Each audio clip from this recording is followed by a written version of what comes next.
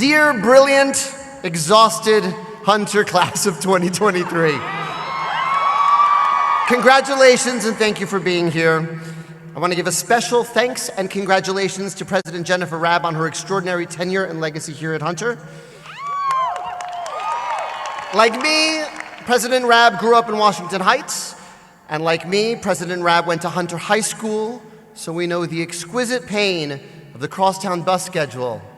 The A to the C to the M90-something that never arrives. Okay, I guess we're running through Central Park. Thank you for your continued devotion to our school through your service. Graduates, take a look around you at the people who helped you get to this day. Friends, families, teachers, abuelas, abuelos, titis. Take a moment to let them know what you've always known. You don't need the flash on your phone right now. Oh my God, Mom, it doesn't reach the stage. Don't drain your battery unnecessarily. There is plenty of light up here. Graduates, if you feel like I did on my graduation day, first of all, your head must be pounding.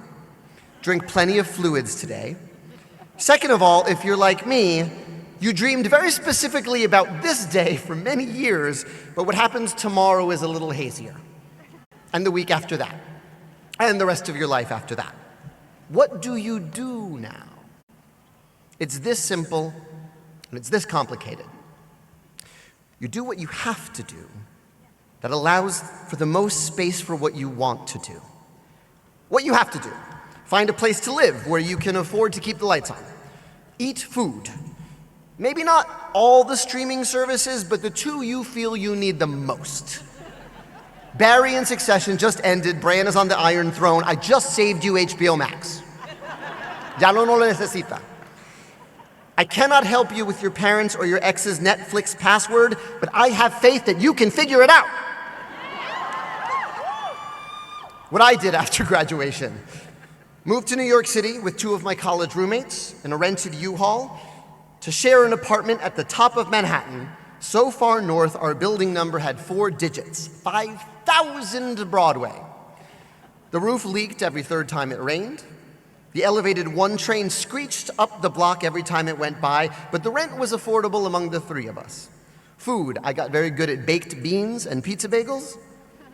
Streaming services did not exist yet, and we couldn't afford cable, so every Sunday night my roommates and I went to my folks' place for a homemade meal and The Sopranos and Sex and the City, which we could not pause or rewind if we missed something.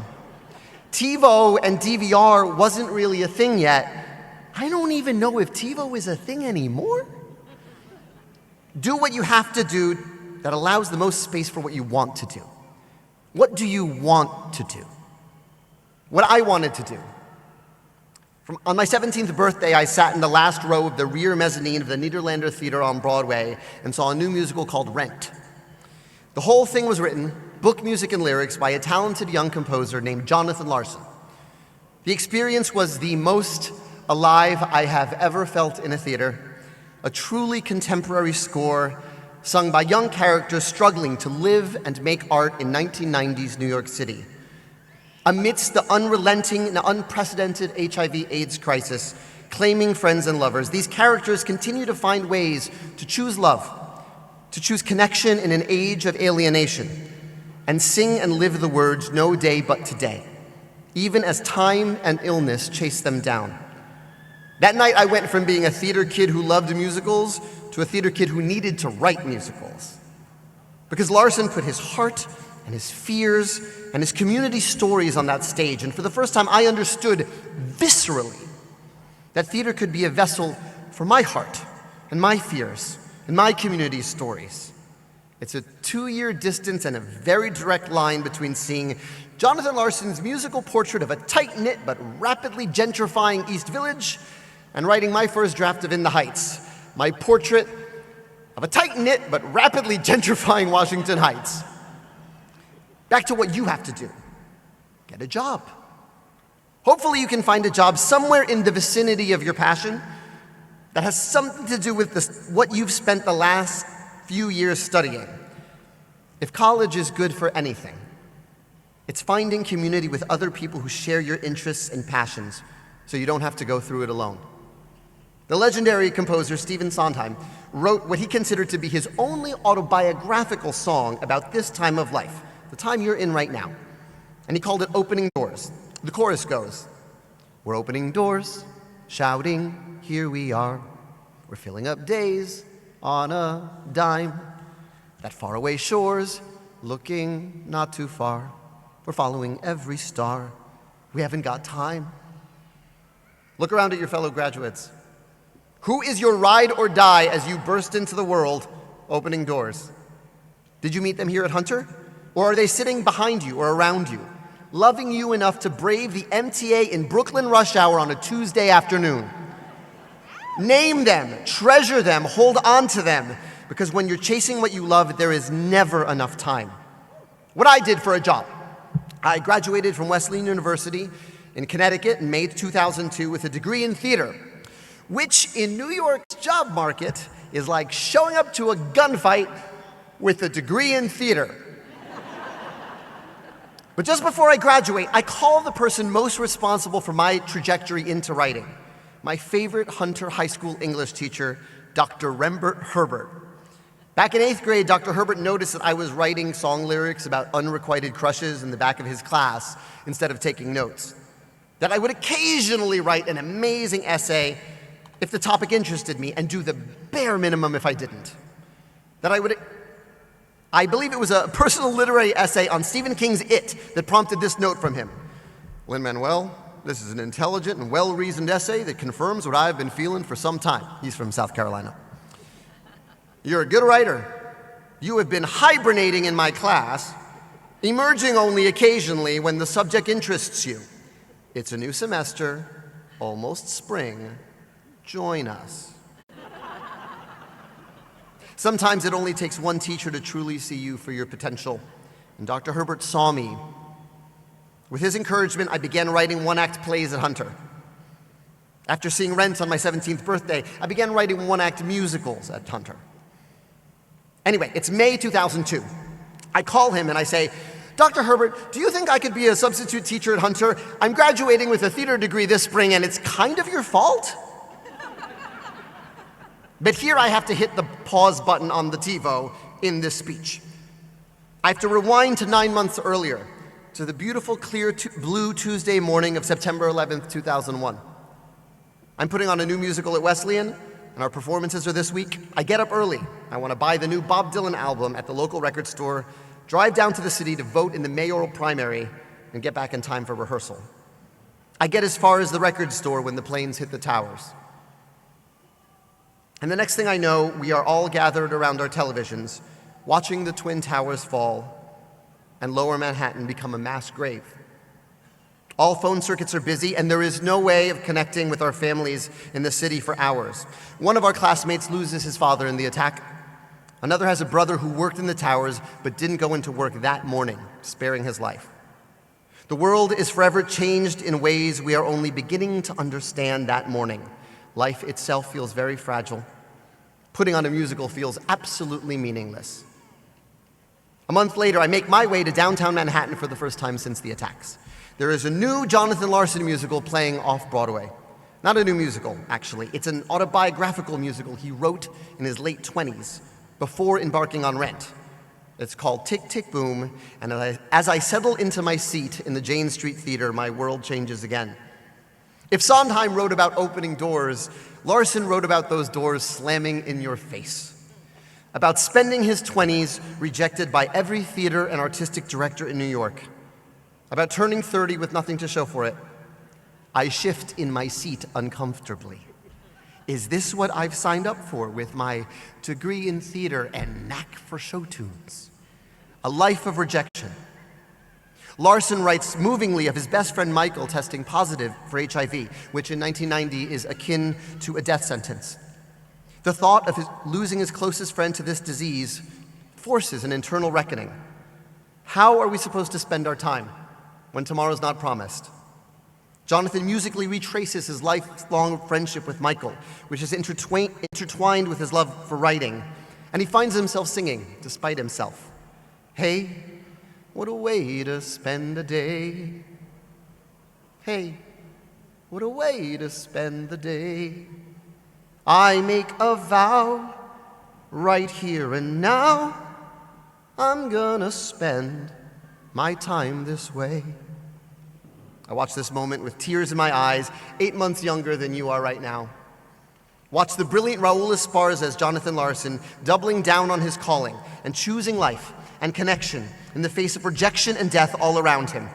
Jonathan Larson, whose work got me writing musicals in the first place, seemed to ask me in the text of this show, would you spend your time doing what you love even if you never see success in your lifetime?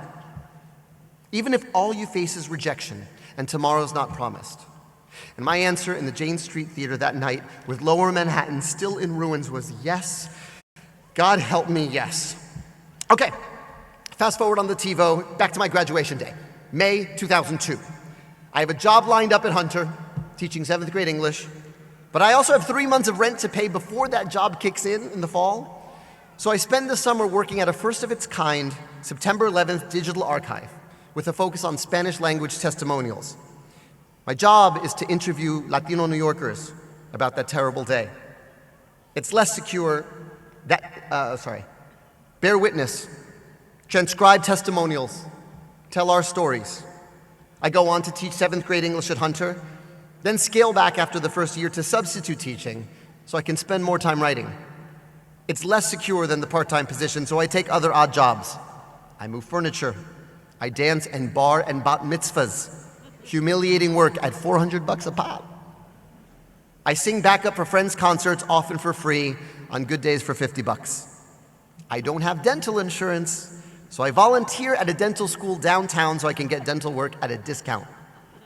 The root canals are the same, it just takes longer and you kind of have a few more students standing around your face. Jonathan Larson worked as a waiter at the Moondance Diner across from Duarte Square on Canal Street for 10 years. He worked the weekend shifts and Sunday brunches to pay rent so that his weekdays were free to write rent. In his spare time, he volunteered at Friends Indeed, a nonprofit organization to offer support for people with life-threatening illnesses amidst the growing AIDS crisis. Jonathan Larson would go on to change the world, but he would not live to see it. He died of a sudden aortic dissection the night before Rent's first public performance off Broadway, a complication from an undiagnosed condition known as Marfan syndrome. He was 35 years old, about 2 weeks shy of his 36th birthday. Fast forward the TiVo to May 2023, and here we are on your graduation day. The times and challenges that greet you are greater than those faced by Jonathan, or myself, or anyone in history. I cannot pretend to understand what college feels like in the middle of a global pandemic. I cannot pretend to understand how you begin to find your people when you're in a lockdown. I cannot imagine trying to learn the truth in an age of online misinformation, when it seems like our personally tailored algorithms cannot even agree on the same set of facts upon which to build a shared reality. How will you, the class of 2023, find, as Jonathan Larson wrote, connection in an isolating age? Here's what gives me hope. You're here. It's graduation day. You made space for what you wanted to do in the middle of the madness we call life in the United States in 2023, and you have made it to graduation day. And the people sitting next to you and the people sitting behind you are the only ones who truly understand what it was like. So what happens tomorrow and the day after that? Dear brilliant, exhausted Hunter class of 2023, your story is just beginning. You're going to figure out how you want to spend your time, and if the world changes on a Tuesday, then you'll recalibrate and you'll figure it out again. You'll have to choose between walking through the park and waiting for the crosstown bus. Turn off the flash. Don't drain your battery unnecessarily. There is plenty of light up ahead. Borrow someone's Netflix password until you can afford your own. No more hibernating. It is a new semester, almost spring. Join us. Do what you have to do that allows the most space for what you want to do. What do you have to do? What do you want to do? Tomorrow is not promised. Make plans anyway. You are opening doors, shouting, "Here we are." You're filling up days on a dime. Keep choosing life and keep choosing connection. It will feel like you're running out of time, but in all likelihood, you've got plenty of time. It is among the great honors of my life that I get to spend this time with you on this most special of days. Congratulations to you, the Hunter class of 2023, and I wish you all the luck today, tomorrow, and all the precious days of your life. Thank you.